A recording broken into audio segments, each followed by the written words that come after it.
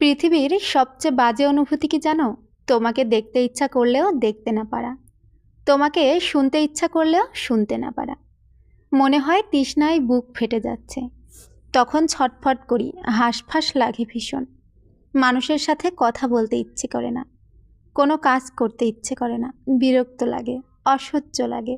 ঘরের এক কোণায় অন্ধকারের পাশে বসে থাকি, দুঃখের পাশে থাকি। অদ্ভুত একটা বাজে অনুভূতি হয়, যা ভাষায় প্রকাশ করার মতো কোনো শব্দ তৈরি হয়নি।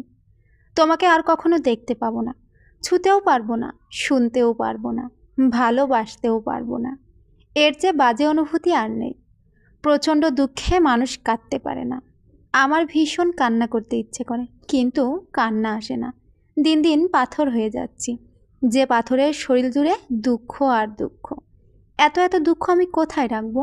এই দুঃখের দিন কবে ফুরাবে? যদি এমন হতো সকালে ঘুম ভেঙে দেখব আমার আর কোনো দুঃখ নেই, আমার কোনো ইচ্ছে নেই, কোনো অনুভূতি নেই, তাহলে কেমন হতো?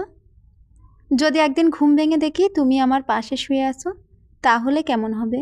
জানি এটা সম্ভব না, তবুও ভাবি এমন একটা দিন আসুক, যে দিনের সকালে তোমাকে দেখে আমার ঘুম ভাঙবে। তারপর যদি পৃথিবী ধ্বংস হয়ে যায়, যাক, আমার কোনো আফসোস থাকবে না।